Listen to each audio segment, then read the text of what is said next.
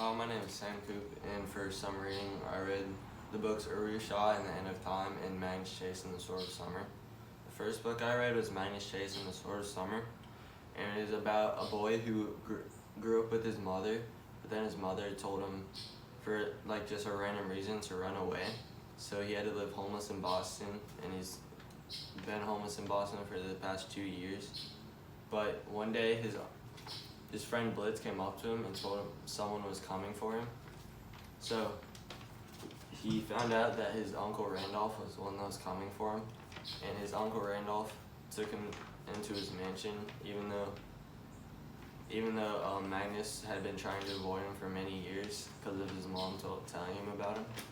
But he went into his mansion and learned that his father was a god Frey, and that he was a demigod, and that he had a special weapon that he needed to find. And so basically then they figured out that there was a fire giant attacking the city, and they had to figure out what to do. So they decided to end up trying to fight it, but they ended up dying from it. And he went into another world where he was brought there by a Valkyrie, and there were other Valkyries there, and he met people there, and they're different demigods who had fathers who were also gods, and they fought each other there and fought different giants and things there to practice to fight against bigger and huge things like the fire giant. And he basically was there till the end of the book, and then it kind of left off there. And three main characters of the book, the first one was Magnus Chase. He was kind of the main person. He was 16, he grew up in Boston, he grew up homeless, and he was always running from the cops when he was homeless because he was always doing bad things, like stealing and robbing. Sometimes he was doing them just to survive. So he did that, and he was very just brave, and he would do anything he could to survive and help others. And so yeah. The second person was Uncle Randolph, and he was an older man. He had gray hair and a white beard, and he would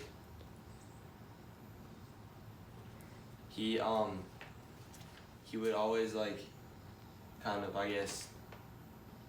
he was known as a bad person to Magnus and his mother warned him about Randolph when he was younger and told him to run. And Randolph came after him and was able to bring him to his mansion and tell him the truth about his father and everything. He had to use a cane everywhere to move along everywhere. He had a daughter named Annabeth Chase, who was friends with Magnus when they were younger. And the third main character is Sam, or Samara al-Abba, and it was Magnus's Valkyrie. And when Magnus died from the fire giant, she brought him to the other world, where she helped. He became friends and helped him get around everywhere and figure things out and survive. She was very brave, and she always wanted to help people out. And she was a Valkyrie, and she would just help fight. She would fight people, and she'd become friends, and she helped people gain her trust. The setting of this book, the main setting, was Boston. It was where they fought the fire giant and where everything kind of happened. But then there was a second setting. The place where he went after he died, where Valkyrie brought him to, that was kind of the second setting. But the main setting, I would say, would be Boston, where it all kind of started.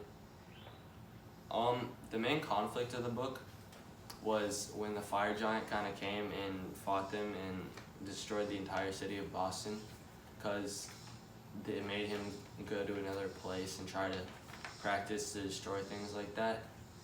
And I guess the resolution of that is when he fought and practiced being able to fight against those big giants. Cultural comparison.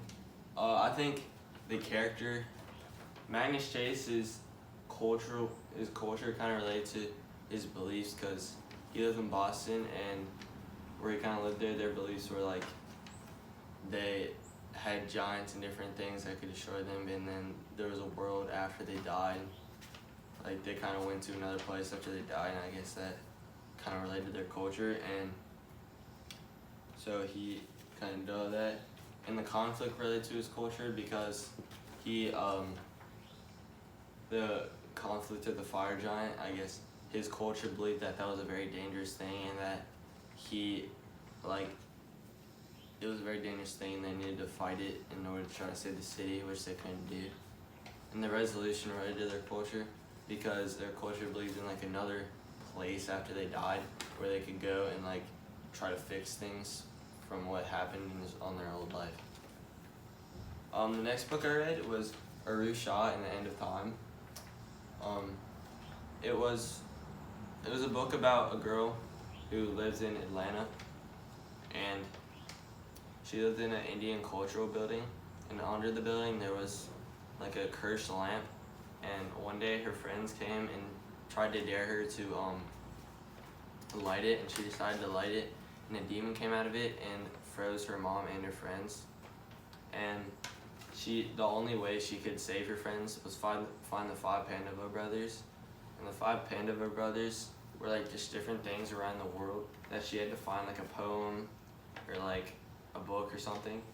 And she had to find those things to help kill the demon with the lightning bolt. And she had help throughout the book. She had Minnie, who was her spiritual sister, helped her go around everywhere and kind of just helped her stay calm, and she's very helpful. And Boo was basically like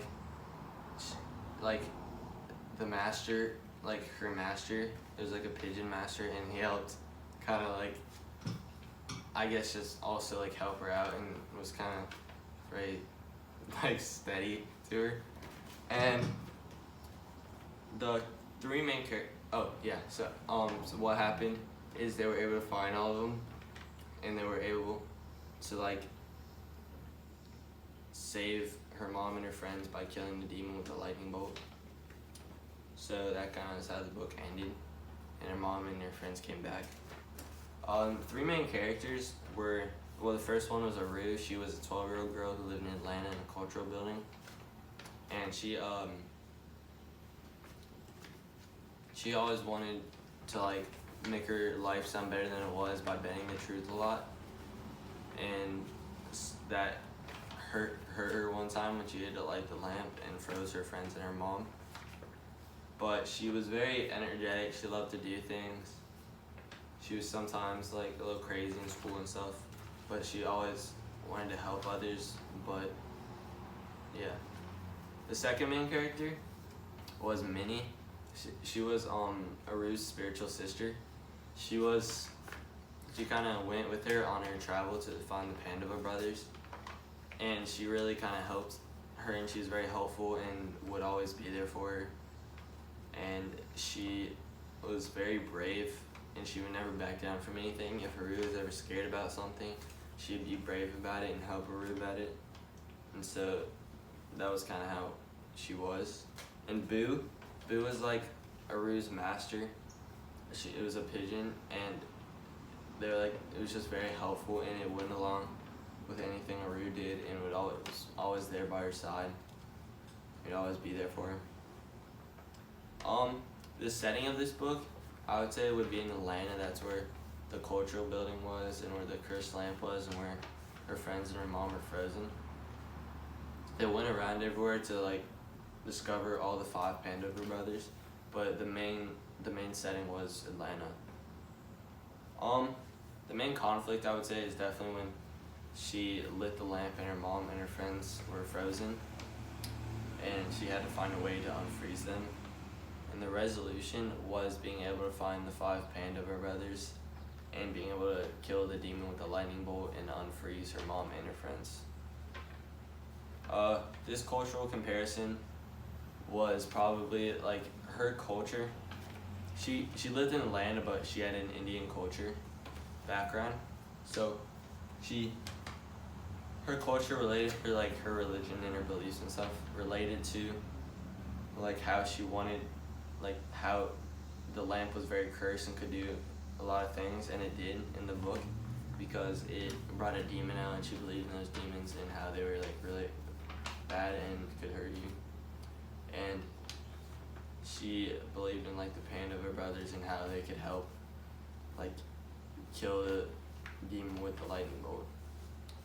The resolution related to their culture because their resolution was kind of like the resolution was the pain of her brothers, and the pain of her brothers related to their Indian culture and how they had defined all the things that were part of their culture to help kill the demon. And I guess the conflict also related to their culture because it kind of like their belief was like demons and everything, and the demon froze their mother and their daughter, and that the cursed lamp was like the reason that happened, and that she had to help unfreeze it.